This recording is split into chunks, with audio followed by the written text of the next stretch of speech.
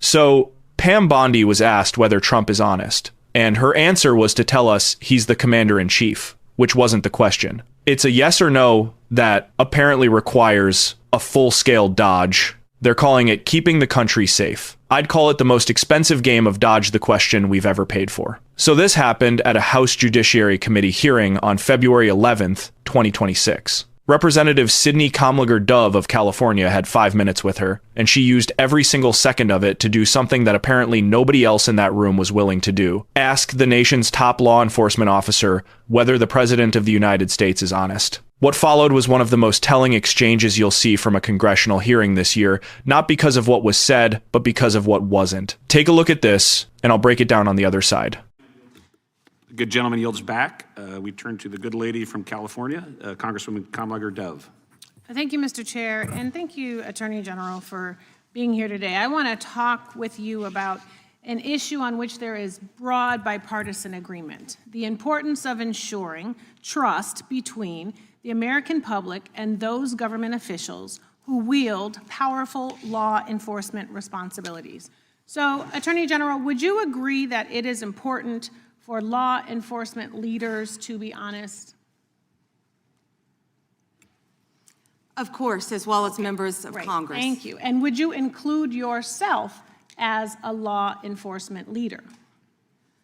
Of course. Okay, thank you. Thank you. You know, President Trump has also, he has referred to himself as the chief law enforcement officer of this country. So do you believe that President Trump is honest?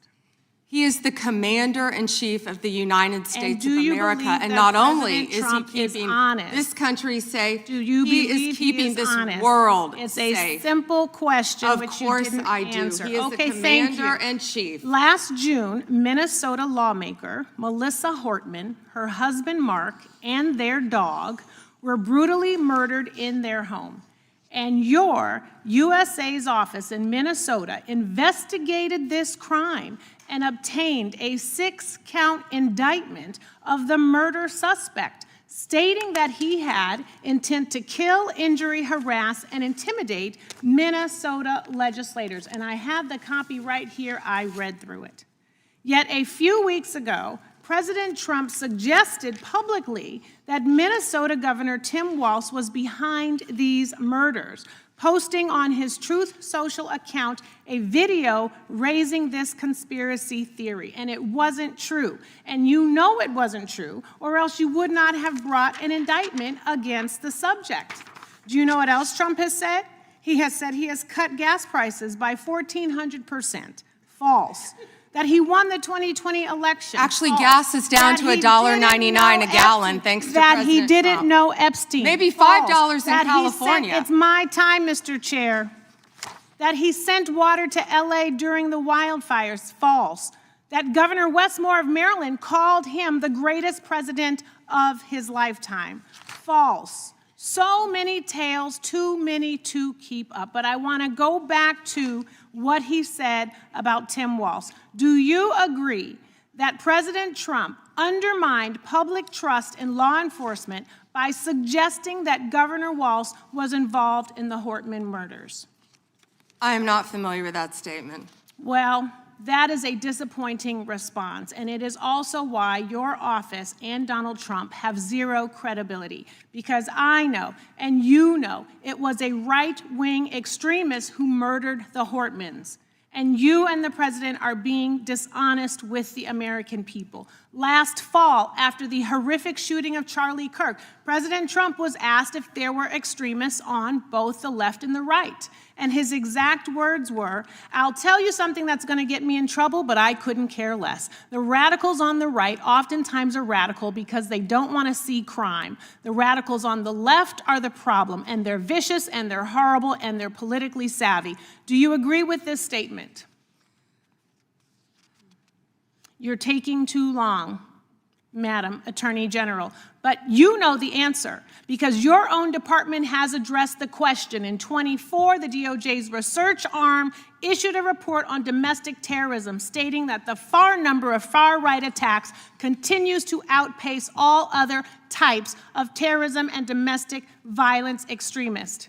The DOJ published the report, and after the president made those comments, the DOJ took the report down. And I sent you a letter asking you a simple question. Why did the Justice Department remove the data that shows right-wing extremists have killed more innocent people than left-wing extremists?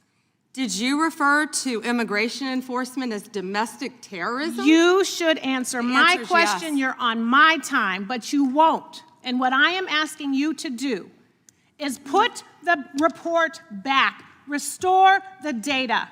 Stop scrubbing important data from your website.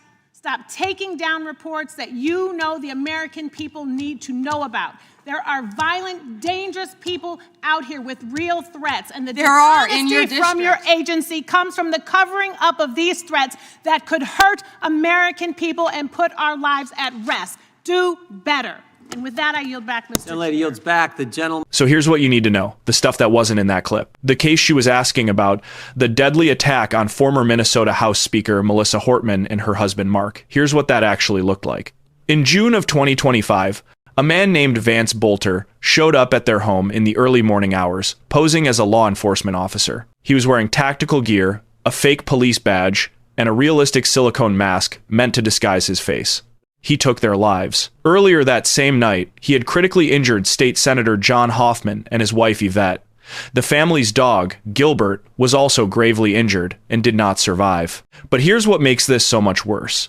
NPR reported that when authorities captured Bolter after the largest manhunt in Minnesota history, they found notebooks in his car with a target list of 45 elected officials, all Democrats, along with 5 firearms and a huge amount of ammunition. Friends described him as an evangelical Christian with politically conservative views. The lead federal prosecutor, Joe Thompson, said at a press conference that Bolter had left a letter to the FBI full of what Thompson called delusional claims, including the allegation that Governor Tim Walz had ordered the attacks. Prosecutors said the letter was meant to mislead investigators. Now, that delusional claim the federal prosecutor rejected.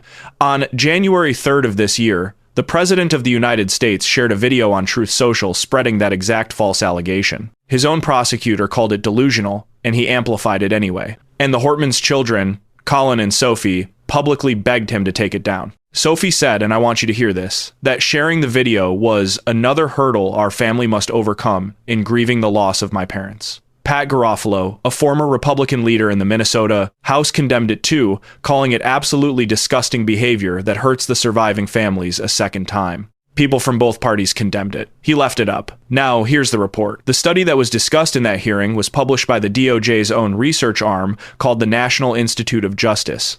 Snopes, 404 Media, and The Hill all confirmed what it found. Since 1990, people on the far right committed 227 politically motivated attacks that took more than 520 lives.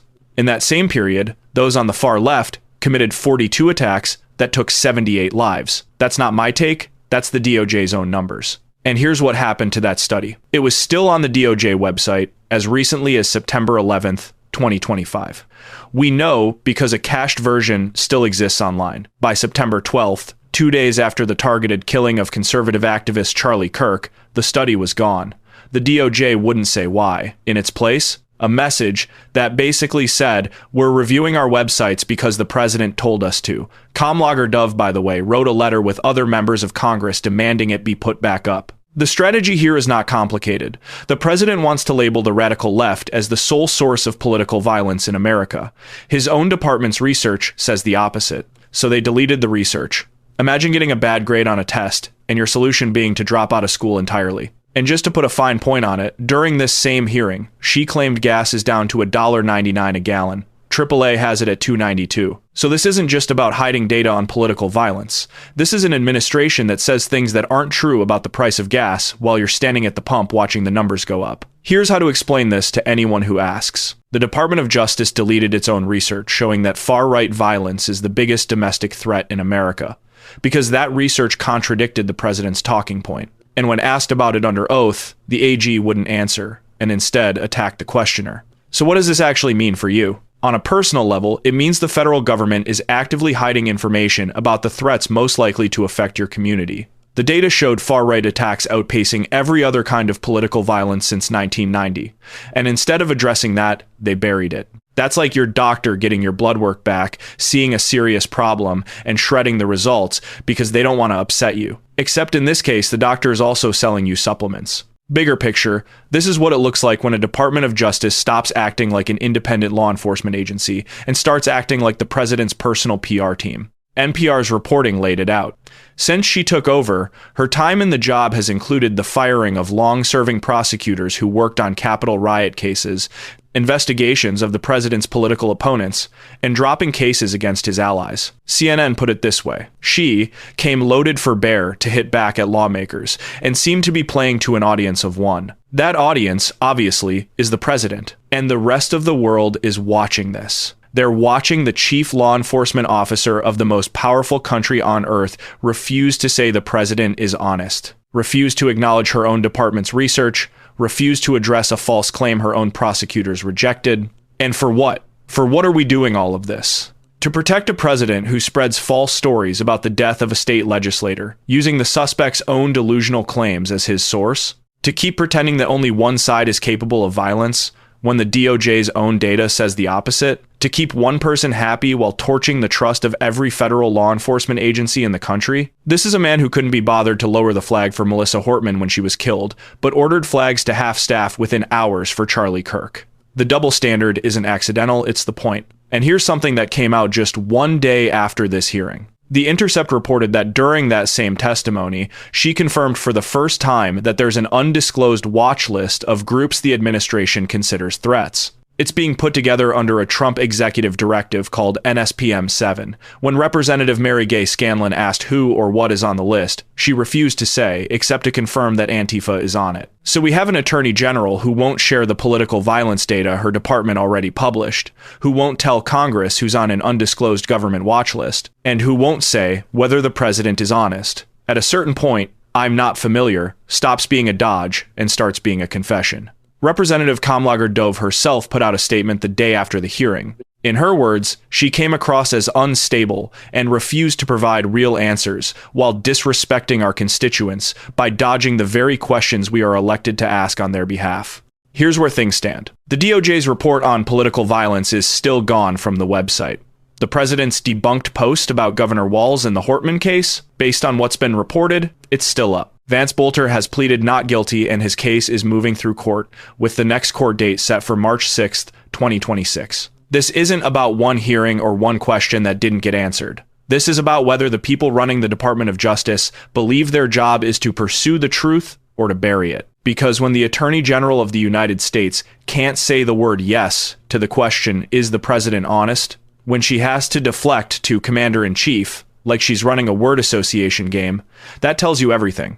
Not about what she believes, about what she knows. And remember, we're being told we can't run with scissors by the person actively playing with fire. That's the state of American law enforcement in 2026. If you found this breakdown helpful, hit the like button so more people see it. Drop your thoughts in the comments. I read them all and want to hear what you think. Share this video with someone who needs the context and click the bell so you don't miss the next one. Thanks for watching, and don't forget to subscribe for more.